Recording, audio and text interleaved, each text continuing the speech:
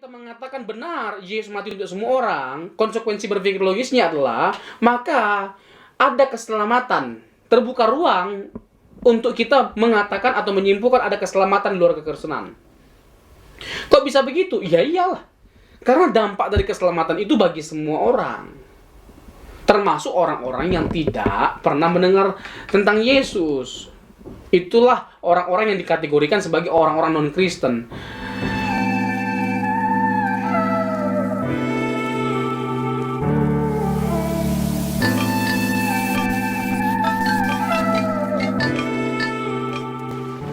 Shalom teman-teman semua, selamat ketemu lagi dengan video kita pada saat ini. Kali ini kita bersama dengan Brother Robson di sini. Siap. Luar biasa. Kali ini kita mau bahas sebuah pertanyaan yang ditanyain ke gua, tapi gua nggak merasa gua dalam kapasitas menjawabnya ya. Jadi ada pertanyaan ini, kalaupun gua mau jawab kayaknya nggak lengkap kalau gua nggak menghadirkan langsung nih kayak narasumber bagi gue. Kalau ada apa-apa gue juga nanya dia kalau gue yang ada hal yang gue kagak ngerti. Nah, ini yang kita mau bahas, yaitu ada pertanyaan sama gue gini yang agak viral, sempet viral kemarin. Kak, katanya ada ya keselamatan di luar Kristen, dan itu yang ngomong hamba Tuhan. Katanya ada sebuah keselamatan di luar Kristen. Nah, ini yang akan kita bahas. Nah, Bang Robson, tapi sebelumnya jangan lupa kalian subscribe, follow media sosial dari Bang Robson di bawah ini. Kalau kalian ada yang mau kalian tanya-tanya, bisa langsung ke Bang Robson ini. Siap. Nah, kita lanjut sama pertanyaan ini Bang. Ya. Gimana menurut Abang nih? Pertanyaan yang tadi tuh. Ya. Gimana? Ada keselamatan? Bener nggak sih orang di luar Kristen Ya. itu diselamatkan? Itu gimana? Tentunya ini pergumulan yang panjang. Dan kalau kita mau mempercakapkan ini, kompleks dan complicated sebenarnya. Ya. Tetapi Simpel aja Bang. Jangan versi complicated. nah itu yang menjadi pergumulan dalam waktu singkat. Saya harus jelaskan secara sederhana dan dengan argumentasi terbaik. Yes, itu pergumulan yang matang. Ya, susah, memang susah. Iya. Oke. Saya mulai dari mengajak teman-teman untuk berpikir atau merenungkan. Mungkin nggak bahwa Tuhan itu dengan gampangnya memasukkan orang ke dalam neraka? Tuhan yang penuh kasih itu. Iya. Sementara seperti yang kita ketahui, kehadiran Tuhan Yesus di tengah dunia ini sebagai bukti yang menunjukkan bahwa tidak mudah sebenarnya seseorang untuk masuk neraka. Kehadiran Tuhan Yesus, pengorbanannya, itu menunjukkan bahwa tidak mudah sebenarnya orang untuk masuk neraka, dan betapa besar kerinduan Tuhan untuk seseorang tidak masuk neraka. Dan ini sangatlah teologis. Bisa dipertanggungjawabkan kebenarannya, maksud saya. Seperti 2 Petrus 3 ayat 9, Allah menghendaki tidak seorang pun binasa. Dan pengorbanannya itu adalah bukti bahwa dia tidak menghendaki seorang pun binasa. Meskipun harga yang harus dia bayar itu mahal sekali, nyawanya yang menjadi pertaruhannya. Itu bukti betapa besar konsekuensi yang harus dipikul oleh Tuhan untuk menghadirkan keselamatan di dalam dunia ini. Kalau kita bicara tentang adakah keselamatan di luar Yesus, jawabannya sederhana. Tidak ada. Tetapi hanya karena kita mengatakan tidak ada keselamatan di luar Yesus, bukan berarti tidak ada keselamatan di luar Kristen. Nah, tentunya pertama-tama kita harus menggumuli satu pertanyaan ini. Apakah Yesus mati untuk semua orang? Mengapa terlebih dahulu kita harus mempersoalkan pertanyaan ini? Karena berangkat dari sinilah salah satunya. Untuk kita bisa mempercakapkan lebih lanjut atau mempertimbangkan benar atau tidaknya ada keselamatan luar Kristen. Kalau kita mengatakan bahwa Yesus tidak mati untuk semua orang, maka tidak ada ruang bagi kita untuk mempercakapkan bahwa ada keselamatan di luar kekristenan. Tetapi kalau kita mengatakan benar Yesus mati untuk semua orang, konsekuensi berpikir logisnya adalah maka ada keselamatan, terbuka ruang untuk kita mengatakan atau menyimpulkan ada keselamatan di luar kekristenan. Kok bisa begitu? Ya iyalah, karena dampak dari keselamatan itu bagi semua orang, Termasuk orang-orang yang tidak pernah mendengar tentang Yesus. Itulah orang-orang yang dikategorikan sebagai orang-orang non-Kristen. Keselamatan di luar kekristenan. Nah, kalau kita mempersoalkan masalah ada nggak orang yang selama hidupnya tidak pernah mendengarkan tentang Yesus atau mendengar Injil? Ada. Jadi, ya wajarlah kalau mereka sampai tidak menjadi Kristen. Karena mereka tidak pernah mendengar Injil. Bagaimana mungkin mereka bisa menjadi Kristen kalau mereka tidak mendengar Injil atau percaya Yesus, tidak percaya Yesus. Nah, sementara mereka tidak percaya Yesus bukan karena mereka tidak mau percaya Yesus, tetapi karena mereka tidak punya kesempatan untuk mendengarkan Injil. Nah, kalau kita mengatakan Yesus mati untuk semua orang, artinya terbuka ruang bagi mereka untuk bisa selamat. Orang-orang yang tidak pernah mendengar Injil ini, karena Yesus juga mati untuk mereka. Itu yang pertama, Bang.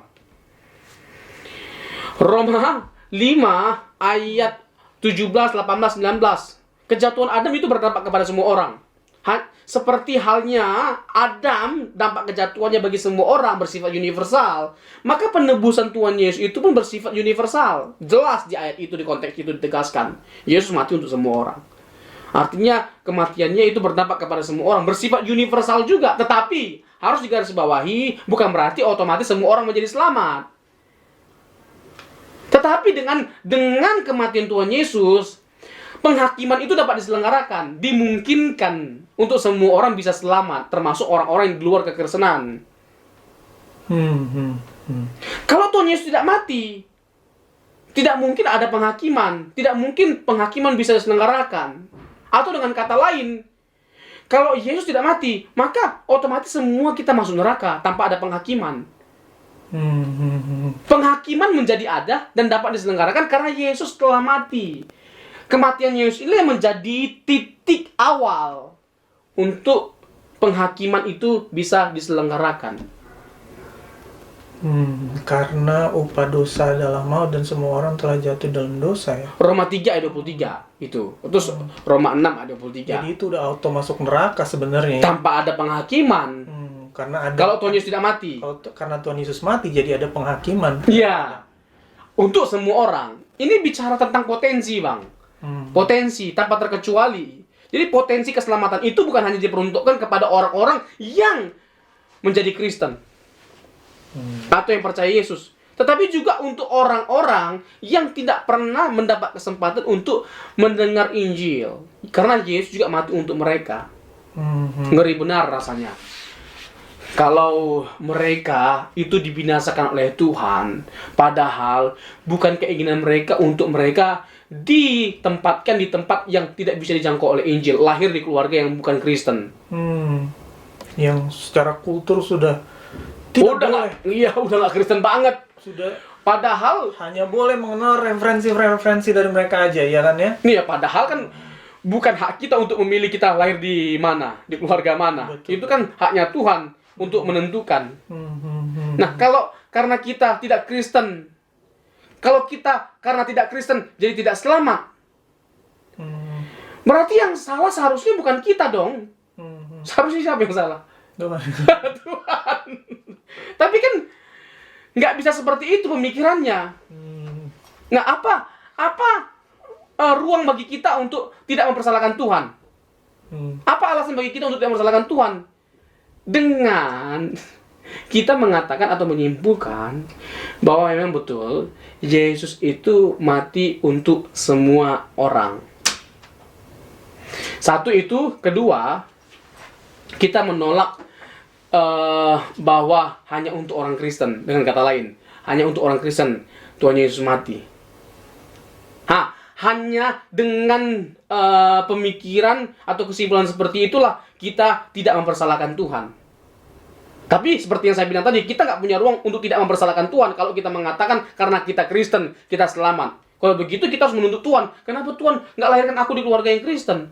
Ya seperti yang saya tegaskan tadi, Bang, bahwa ya kita nggak bisa memungkiri lah ada orang-orang yang selama hidupnya tidak pernah mendengar tentang Injil. Bagaimana menjadi Kristen? Injil nggak pernah didengarkan. Bagaimana jadi Kristen? Nggak bisa lah.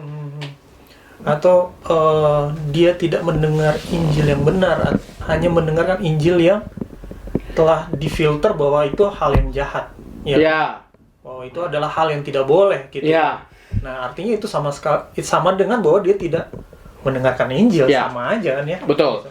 Nah, saya mungkin masuk kepada beberapa landasan teologisnya, Bang.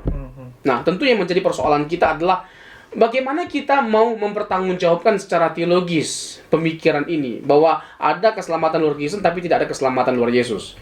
Tadi saya sudah tegaskan bahwa tidak ada keselamatan luar Yesus, itu jelas. Ya, ayat-ayatnya bertaburan dalam Alkitab. Nah, terkait dengan adanya keselamatan di luar kekristenan. Kalau kita merujuk kepada Roma, Bang. Roma 1, Roma 2. Roma 1 menjelaskan, Paulus menjelaskan mengenai eksistensi Allah yang dapat dibuktikan lewat alam semesta. Lewat alam, orang seharusnya sudah bisa percaya bahwa Tuhan itu tidak ada, Tuhan itu ada. Tidak mungkin Tuhan tidak ada. Itu yang pertama. By these arguments. Ya kan? Berdasarkan hal ini, case ini, seseorang dihakimi bahwa seharusnya dia percaya. Pertama, dia harus percaya bahwa Tuhan itu ada. Yang kedua, berdasarkan hati nurani. Roma 2, Bang. Kan manusia itu punya moral law, hukum moral. Ya kan? Manusia dimanapun tahu kok attitude yang baik bagaimana. Menghormati orang tua, tidak boleh membunuh, tidak boleh mencuri. Itu kan hukum moral yang ada pada manusia apapun agamanya. Atau terlepas dia beragama atau tidaknya. Ya kan? Itu hukum moral yang ada pada manusia. Berdasarkan inilah mereka akan dihakimi. Bukan ukuran kita. Ukuran mereka dengan kita berbeda. Ya, otomatis nantinya kualitas dari keselamatan kita pun tidak bisa disamakan dengan mereka. Itu berbeda juga. Itu konsekuensi berpikir logisnya. Dan itu secara teologis dapat dipertanggungjawabkan. Bahwa ada kedudukan kok di surga nanti. Ada seperti tingkat, ya? Iya. Ada upah, mahkota lah ceritanya. Iya, istilah kualitas rohani. lah ya. Yes. Kualitas keselamatan. Seperti yang dipersoalkan oleh Ibu Yakobus. Ya kan, Ibu Yohanes yang minta tata, Bang, sebelah kiri, Iya, sebelah iya. kanan. Dan Tuhan tidak bilang loh, tidak ada loh kedudukan di sana perbedaan. Tidak ada perbedaan loh kedudukan di sana. Tuhan Yesus tidak bilang begitu. Tapi itu hak Bapakku yang menentukan. Nah, selanjutnya, Bang. Itu Roma 1, Roma 2. Nah, lalu Alkitab menegaskan dihakimi menurut perbuatan. Itu jelas. Dihakimi menurut perbuatan. Alkitab itu very clear loh. Cerdas luar biasa. Kenapa dikatakan dihakimi perbuatan? Karena nggak semua orang punya kesempatan untuk beriman. Dihakimi menurut perbuatan. Jadi hanya karena kita mengatakan ada keselamatan di luar kekristenan, itu tidak otomatis orang yang luar kekristenan itu pasti selamat. Ada tolak ukurnya. Perbuatan. Ada dasarnya untuk mereka, tetap ada dasarnya, tetap ada alasannya. Untuk mereka bisa masuk dunia yang akan datang, dihakimi menurut perbuatan. Ini Alkitab yang ngomong loh. Tidak pernah Alkitab mengatakan dihakimi menurut iman, tapi perbuatan. Tapi tetap landasannya Tuhan Yesus. Yang tadi saya tegaskan tadi, Bang, kematian Tuhan Yesus. Yang mana kalau Tuhan Yesus tidak mati, semuanya meluncur masuk neraka, nggak perlu ada penghakiman. Tapi dengan Tuhan Yesus mati, dapat diselenggarakan atau diadakan penghakiman. Yes. Gitu loh, Bang. Jadi memang dasarnya karena kematian Tuhan Yesus. Kematian Tuhan itu Yesus. semua jadi dimungkinkan. Dimungkinkan. Potensinya dimungkinkan. Iya, semua orang berpotensi untuk selamat tanpa terkecuali, termasuk orang-orang di luar kekristenan. Jadi harus hati-hati nih ya. Saya harus tegaskan nih, Bang, bahwa tidak ada keselamatan di luar Yesus. Tidak ada. Ini jelas ya, teman-teman ya. Tidak ada keselamatan di luar Yesus. Tapi di luar kekristenan dimungkinkan. Iya. Potensi Jadi kalau kita menyimpulkan ada keselamatan luar kekristenan, itu bicara tentang dampak, Bang, potensi. Bahwa orang luar kekristenan pun Tuhan mati untuk mereka. Tidak ada satupun orang yang Tuhan tidak mati untuk ia. Ya, jadi Yohanes 3 ayat 16. melalui pengadilannya Tuhan nanti itu dimungkinkan, karena kita juga nggak tahu ya. Iya. Perbuatan mereka seperti apa, keputusan Tuhan seperti apa, kita juga nggak tahu hal itu. Iya. Ya. Mungkin saya tambahkan sedikit, Bang.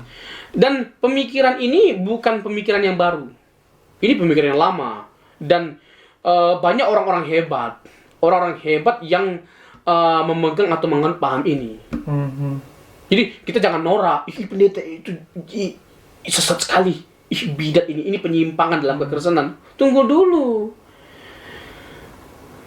Ada beberapa tokoh yang sangat terkenal, bukan terkenal. sangat terkenal yang menganut paham ini. Tapi kita mempercayai bahwa ada keselamatan di luar kekristenan bukan karena ada tokoh yang menganut paham ini, ada tokoh hebat yang menganut paham ini, bukan. Tapi memang nggak bisa dipungkiri, kan nggak mungkinlah tokoh sehebat mereka ini, secerdas mereka ini, sekaliber mereka bisa menganut paham ini tanpa alasan yang kuat. Nggak mungkin. Contoh siapa? William Lane Craig. Ini salah satu apologet terbaik di dunia, Bang. Selain Ravi Zacharias, tapi udah dipanggil Tuhan. William Lane Craig ini tokoh hebat. Alistair McGrath.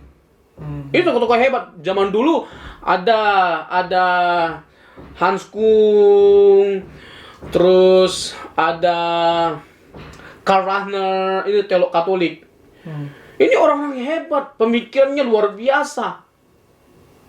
Nah, mereka percaya di keselamatan dari kekristenan. Jadi ini bukan satu pandangan yang dicetuskan atau dilahirkan oleh seorang yang tidak bisa bertanggung jawab atau tidak bisa mempertanggungjawabkan pemikiran ini. Enggak. Jadi teman-teman bisa catat referensi yang disebutkan yang tadi ya, bisa catat, bisa tolong search tentang orang-orang tersebut, para pemikir-pemikir tersebut. Jadi teman-teman, ini jelas bahwa simpelnya gini, bahwa di luar Yesus Kristus kita percaya nggak ada keselamatan. Tidak ada keselamatan di luar. Tapi di luar kekristenan hal itu dimungkinkan. Dimungkinkan. Hanya saja memang seperti yaitu haknya Tuhan ya, untuk memutuskan gitu ya, seseorang diselamatkan atau tidak. Nah, kita akan lanjut akan hal ini lagi. Jadi dan juga ini juga jadi warning juga buat kita ya, bahwa jadi orang Kristen juga nggak auto selamat juga. Nggak otomatis hanya karena Kristen. Nggak otomatis selamat, karena memang keselamatan itu adalah hak prerogatif Tuhan. Mungkin bisa dikatakan seperti itu ya. Iya, betul. Oke. Nah, gitu aja dulu teman-teman. Bincang-bincang kita pada saat ini. Kalau kamu punya pertanyaan, kalau kamu punya komentar, boleh tulis di kolom komentar di bawah. But please elegan ya. Jangan langsung wah gini-gini kasar. Ya, kita berdiskusi di sini. Kita coba tukar pikiran di sini. So, please comment wisely. Oke, thank you banget teman-teman. Kita akan ketemu lain kali lagi nanti. But stay safe. God bless you.